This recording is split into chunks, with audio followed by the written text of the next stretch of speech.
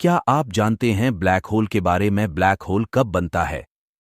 Black hole के बारे में जानना क्यों जरूरी है? ब्लैक होल की खोज कब हुई? ब्लैक होल की क्या विशेषताएं होती है? अगर आपको भी ब्लैक होल के बारे में सब कुछ जानना है तो बने रहिए वीडियो के लास्ट तक। और ऐसी ही और नॉलेजेबल वीडियोस के लिए हमारे चैनल डार्क फैक्ट्स को अभी सब्सक्राइब करके नोटिफिकेशन बेल को ऑल पर सेट करें। तो समय न लेते हुए वीडियो को स्टार्ट करते हैं। ब्लैक होल एक खगोलीय पिंड है जिसकी गुरुत्वाकर्षण शक्ति इतनी अधिक होती है कि उसके पास से कोई भी वस्तु, यहां तक कि प्रकाश भी, निकल नहीं सकता। ये एक अत्यधिक सघन क्षेत्र होता है जहां पदार्थ को एक छोटे से स्थान में संकुचित कर दिया जाता है। ब्लैक होल का निर्माण तब होता है जब एक विशाल तारा अपने जीवन के अंत में गुरुत्वाकर्षण के कारण अपने ही अंदर गिर जाता है और विस्फोट कर जाता है। इस प्रक्रिया को सुपरनोवा कहा जाता है। ब्लैक होल के 3 मुख्य भाग होते हैं।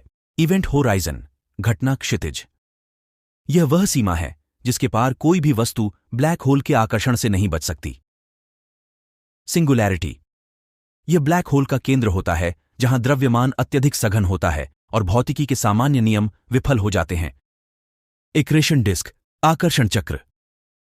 यह उस गैस और धूल का चक्र होता है जो ब्लैक होल के चारों ओर घूमता है और अत्यधिक गर्म होकर चमकता है। ब्लैक होल के प्रकार। ब्लैक होल आमतौर पर 3 मुख्य प्रकारों में वर्गीकृत किए जाते हैं।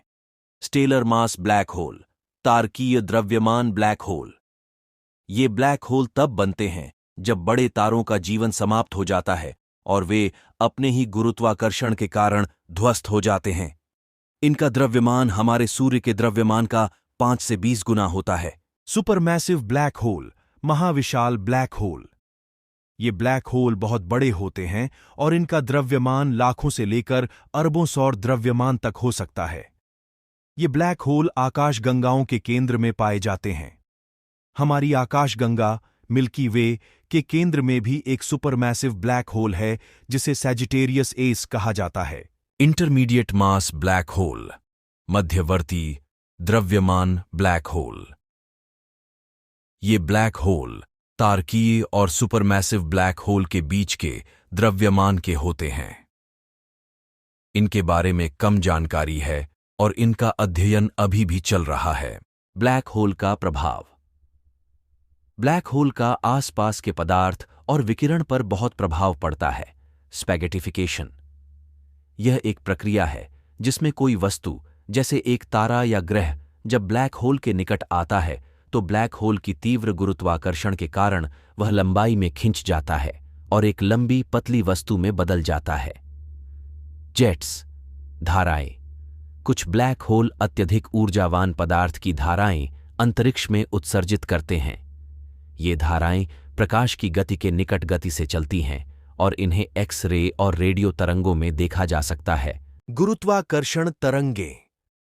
जब 2 ब्लैक होल आपस में मिलते हैं तो वे विशाल ऊर्जा का उत्सर्जन करते हैं जो गुरुत्वाकर्षण तरंगों के रूप में अंतरिक्ष समय में तरंगों का निर्माण करती है। 2015 में LIGO प्रयोग ने पहली बार इन तरंगों का प्रत्यक्ष अवलोकन किया था। ब्लैक होल का अध्ययन। ब्लैक होल का अध्ययन कई तरीकों से किया जाता है। दूरबीनें और उपग्रह। वैज्ञानिक दूरबीनों और उपग्रहों का उपयोग करके ब्लैक होल के आसपास के पदार्थ और विकिरण का अध्ययन करते हैं। उदाहरण के लिए चंद्र एक्स-रे ऑब्जर्वेटरी और हबल स्पेस टेलीस्कोप। गुरुत्वाकर्षण तरंग detector, LIGO, laser interferometer, gravitational wave observatory और वर्गो जैसे प्रयोग गुरुत्वाकर्षण तरंगों का अध्ययन करते हैं। सैद्धांतिक मॉडल। वैज्ञानिक गणितीय और कंप्यूटर सिमुलेशन के माध्यम से ब्लैक होल के व्यवहार और उनके प्रभावों का मॉडलिंग करते हैं। ब्लैक होल का अध्ययन ब्रह्मांड और भौतिकी के गहरे रहस्यों को समझने में महत्वपूर्ण भूमिका निभाता है। यह हमें यह जानने में मदद करता है कि ब्रह्मांड कैसे काम करता है और हमें भविष्य की वैज्ञानिक खोजों के लिए प्रेरित करता है।